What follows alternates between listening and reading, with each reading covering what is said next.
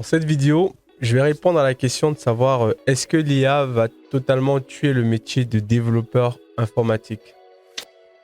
C'est une question qui mérite d'être posée. Vraiment, c'est une question qui mérite réellement d'être posée. Je vais essayer de vous répondre avec ce que je pense. Gisaline, c'est un logiciel qui va vous permettre de gérer toute votre entreprise. Donc c'est un logiciel tout en un qui va vous permettre de pouvoir faire des devis, des factures, signer vos contrats de manière électronique et même d'envoyer vos recommandés. Donc c'est une solution simple qui a été développée par moi et mon entreprise qui va vous permettre réellement d'avoir une vision 360 de votre entreprise. Selon votre besoin, il y a plusieurs offres qui vous offrent à vous, une offre basique, starter ou premium.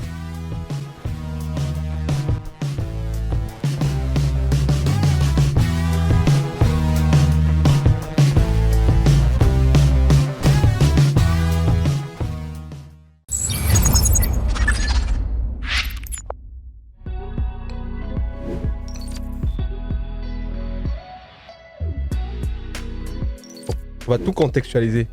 Donc nous sommes fin 2021-2022, voilà. Il y a un logiciel qui sort, ChatGPT. Donc on voit plein de youtubeurs qui se lancent, qui commencent à parler d'un outil, ChatGPT qui révolutionne et tout ça.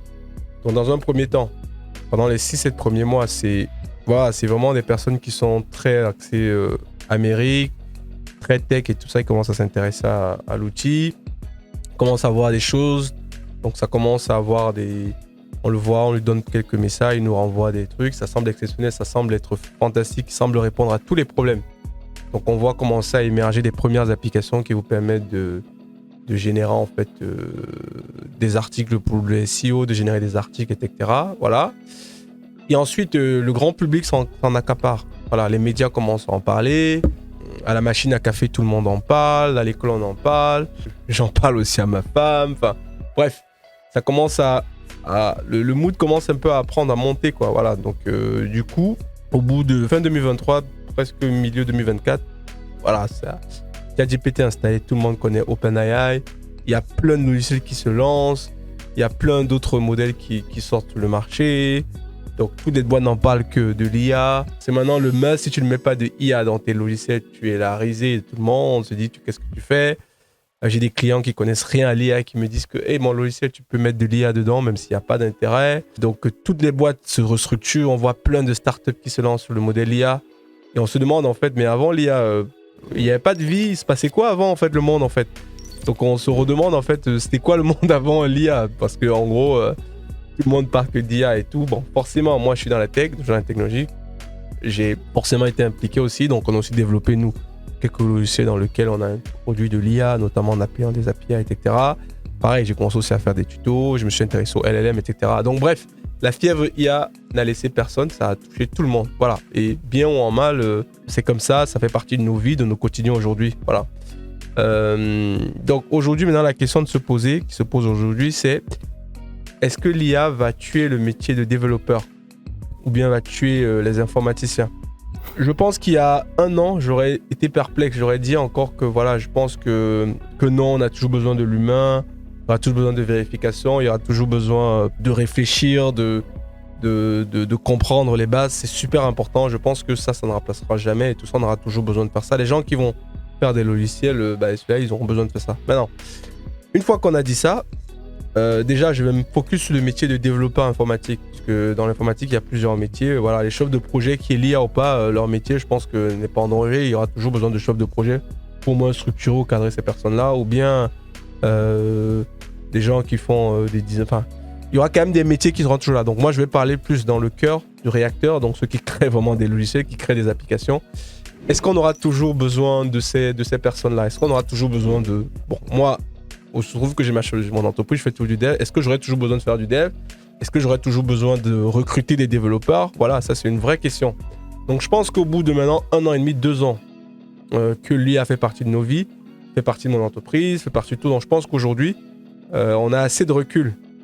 Moi personnellement, je pense que on ne peut pas prédire l'avenir, mais je pense qu'on a assez de recul pour pouvoir commencer à voir des tendances et tout. Donc, et je pense qu'effectivement, l'IA a commencé déjà à tuer le métier des développeurs. C'est triste à dire, mais c'est vrai en fait. C'est vrai que l'IA aujourd'hui, c'est en train de les managers, ils sont pas fous. Ils ont vu les gains colossaux que ça a pu faire. Les développeurs aussi, on est tous honnêtes. L'IA nous permet de gagner un temps précieux. Un problème qu'on devait solver des fois en une demi-journée, on le résout maintenant en pratiquement 1 heure. Voilà, je pense les problèmes qu'on pouvait bugger avec il fallait comprendre les choses. La contrepartie, c'est qu'aujourd'hui, on comprend moins comment marchent les choses en fait. Voilà. Aujourd'hui, on va vite. On est dans un monde où il faut aller super vite. Il faut délivrer toujours plus vite. Voilà, si tu ne fais pas vite, le concurrent va faire vite, tu vas perdre. Donc, ce qui fait que ça pousse des gens à produire toujours plus. Voilà, à consommer aussi. On est dans un monde de consommation. Donc, qui dit consommation dit production. Et il dit on consomme beaucoup, il faut qu'on produise plus pour qu'on ne s'ennuie pas. Donc, par conséquent, donc, il y a plein d'applications d'IA qui ont émergé. Et l'IA, justement, ça tombe pile poil dans le monde où on est à la consommation excessive, où on en demande toujours plus. Ben, l'IA est là pour nous servir ça, en fait. Donc, les articles de blog ont explosé, les nombres de vidéos générées par l'IA a explosé, le nombre de créateurs aussi a explosé, enfin, le nombre d'entreprises, de tech entrepreneurs a explosé, les gens qui se vendent maintenant comme des experts tech, qui font des logiciels, etc., a aussi explosé. Là-dedans, il y a beaucoup de charlatans. Et je pense que l'IA a fait du mal vraiment à ceux qui avaient la connaissance. Je suis un peu triste de le dire, mais je pense que l'IA vraiment a fait du mal à ceux qui maîtrisaient vraiment, aux personnes hyper compétentes en fait, ça les a fait un peu du mal en fait, parce que l'IA, d'une certaine façon, un peu a nivelé le niveau. Je pense qu'aujourd'hui, c'est dur de pouvoir trouver la quintessence. On ne sait plus trop aujourd'hui ce qui est réellement du jus humain, du cerveau humain, qu'est-ce qui vient vraiment de la matière grise en fait, qu'est-ce qui est produit par la matière grise, qu'est-ce qui est produit de l'IA. Et je dois avouer que moi, particulièrement, c'est quelque chose qui est assez frustrant. Voilà. Je pense que quand vous faites partie de quand vous avez toujours l'habitude de créer des choses, d'innover, de faire les choses de manière différente, de pouvoir creuser des sujets et de pouvoir parfois avoir ce challenge-là, se dire que vous allez être celui qui va trouver le premier et tout ça, ou pouvoir trouver la solution en premier, etc. Bah, je pense qu'il y a quand même une frustration. Je pense que vraiment je dis pas que je fais partie de là, hein, mais je pense que les 10-15% de personnes de la population qui étaient, entre guillemets, exceptionnelles, qui étaient capables de faire les choses plus rapidement que les autres, qui étaient capables de comprendre, d'assimiler beaucoup d'informations et de les délivrer rapidement pour pouvoir résoudre des problèmes complexes. Je pense que l'IA a nivelé ça. Donc, de 15%, on est passé à 40-50% de personnes qui sont capables de résoudre des problèmes complexes dans leur domaine. Maintenant, la question, est-ce que c'est une bonne chose ou une mauvaise chose? Ça, c'est de manière globale. On va dire au sens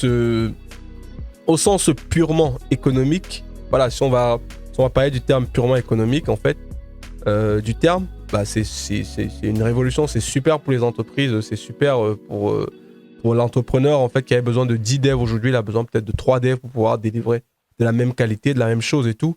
L'entrepreneur qui n'était pas capable de comprendre un sujet, qui allait se faire raconter n'importe quoi par un consultant X qui se prétendait expert dans un sujet, aujourd'hui, s'il est un peu curieux, il peut challenger ce consultant-là grâce à l'IA, voilà. Grâce à l'IA, il est capable de... Voilà.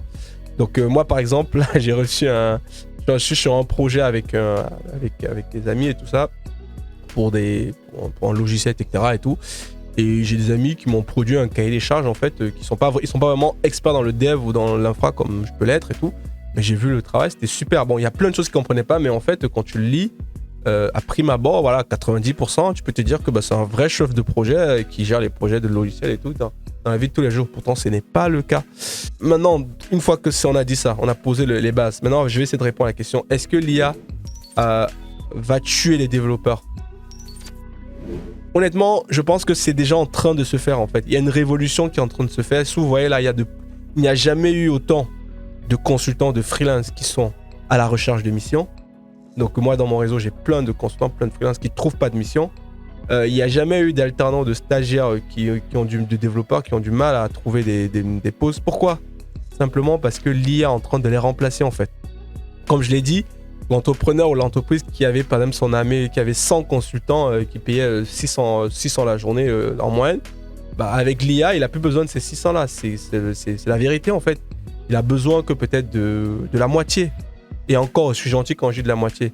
Donc forcément que vous avez plein de développeurs expérimentés comme vieux qui se retrouvent au carreau, en fait. Voilà. Et c'est pareil aussi au niveau des alternants et des stagiaires. Dans mon cas, par exemple, on a souvent une roadmap dans laquelle je planifie prendre les alternants, stagiaires et tout. Mais quand je vois qu'on est capable de poker pas mal de sujets en se basant bien sûr sur l'IA et tout, bien sûr qu'on pense qu'on fait, ben en fait, on n'a plus forcément la nécessité d'aller dire qu'on va chercher un stagiaire, chercher un alternant et tout, même s'il en faut toujours et tout. Ouais. Donc, je pense que c'est en train de tuer le métier de développeur. Il y en aura toujours des développeurs, ça c'est sûr, mais il y en aura beaucoup moins.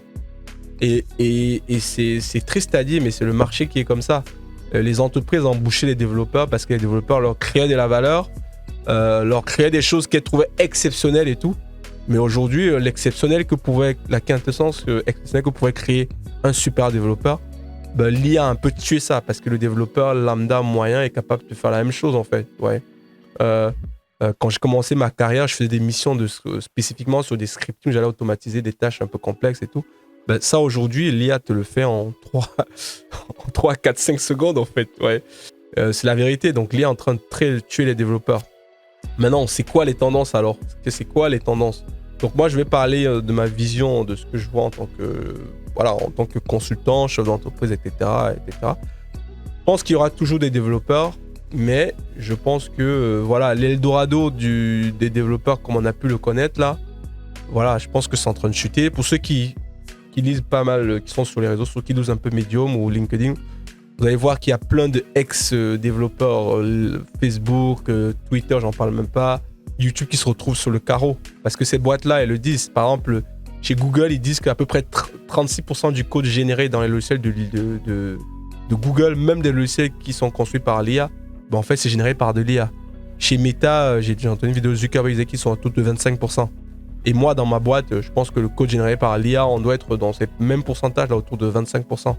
Donc 25% du code qui est généré, voilà, c'est au moins minimum 25% de réduction des effectifs et ça va continuer à s'améliorer. Il y a des outils comme Bolt, comme Windsurf qui vous permettent de générer vraiment, de poker vraiment des applications qui marchent bien sans avoir tapé une seule ligne de code en fait. Voilà. Donc je pense aussi que moi je parle en tant que développeur, mais c'est aussi le cas dans plusieurs métiers. Par exemple, tout le conseil que pourraient faire les experts comptables, tout leur vocabulaire compliqué, leur jargon technique ou bien les déclarations d'impôts, ben en fait, vous n'avez plus besoin d'aller voir un expert comptable pour qu'il vous fasse votre déclaration. Vous voyez une IA et vous faites ça. Pour un avocat, c'est pareil. Donc, il y a tellement de domaines, mais moi, je parlais dans le cas spécifique de l'informatique et développeur parce que c'est ça qui nous intéresse. Je ne vais pas partir sur tous les sujets. Donc, je pense qu'effectivement, il y aura une chute globale de la qualité du code. Donc, il n'y aura plus de vrais développeurs. Ça, c'est normal. Ça va être délégué à l'IA. Donc, comme aujourd'hui, il n'y a plus d'experts dans le soudage, dans le dépannage, etc., comme il y avait dans les années 60-70, parce qu'aujourd'hui, il y a des robots qui savent mieux souder que les hommes. Ben, c'est exactement pareil, en fait. La révolution industrielle qu'on a eue avec les robots qui ont remplacé les humains sur les chaînes de montage, ben, écoute, on est en plein dedans maintenant avec le remplacement des métiers où il y a la matière grise, des métiers de conseil, où on pensait à la base inaccessible, en fait. Donc moi, j'ai des enfants. Est-ce que, aujourd'hui la question se pose, est-ce que j'ai envie que mes enfants fassent des études d'informatique ? Est-ce que j'ai envie que mes enfants deviennent des ingénieurs d'informatique ? Est-ce qu'ils auront du boulot là-dedans ? Ça, c'est un vrai sujet en fait. Mais il y en aura toujours besoin. Et voilà. Donc oui, je suis un peu pessimiste pour le métier de développeur. Je pense que tous les développeurs aujourd'hui le savent. On est bien content en tant que développeur de pouvoir produire des applications rapidement, de pouvoir sortir des trucs très vite. Mais en même temps, il y a toute la question de se dire, merde, ça fait ça. On est toujours en train de se dire, waouh. Donc, par contre, j'ai été pessimiste un peu, mais je pense que parce que j'ai testé à fond ces outils-là, voilà, je m'étais dit que j'allais développer une application de A à Z en no-code, donc c'est-à-dire en promptant juste ça. Donc, j'ai fait sciemment, c'était juste me dire ça. Ben, en fait, il y a quand même encore beaucoup de boulot. Parce que les IA aujourd'hui, elles ne savent pas garder en mémoire tout ce qu'ils ont fait. Donc tu as dit une solution, il a une vision des fois un peu segmentée, il oublie souvent ce qu'il fait. C'est pour ça justement il y a tout ce qui est agent IA qui est en train de se développer pour pouvoir maintenant avoir des systèmes un peu plus complexes où il y a plusieurs agents qui discutent entre eux pour avoir des solutions un peu plus robustes et tout. Donc mais une fois qu'il en a dit ça, je pense que si vous faites de l'informatique aujourd'hui, vous êtes en train de développeur, vous êtes en jeune carrière, vous êtes en train de démarrer votre carrière, je pense que vous finirez quand même toujours par trouver du boulot dans le développement, mais je pense qu'il faut quand même avoir une vision long terme et vous poser les bonnes questions, de vous dire que va devenir mon métier dans 5 ans, dans 10 ans, dans 20 ans, et peut-être commencer aussi à réfléchir à d'autres alternatives, se dire Si il n'y a plus de poste de développeur, dans ce cas, je sers à quoi, je fais quoi, ma vie devient quoi, etc. Donc anticiper, voilà, ce que j'ai pu. Donc voilà, c'était mon petit conseil sur l'IA qui va piquer mon job et tout. Voilà, je le dis avec le sourire. Donc si vous aimez la chaîne, n'hésitez pas à vous abonner et à partager. Et on se retrouve très vite pour une prochaine vidéo qui ne sera pas générée par l'IA, avec du code qui ne sera pas généré par l'IA, et je vais vous former sur des technos que l'IA ne pourra pas vous former. Je rigole bien sûr. À très vite.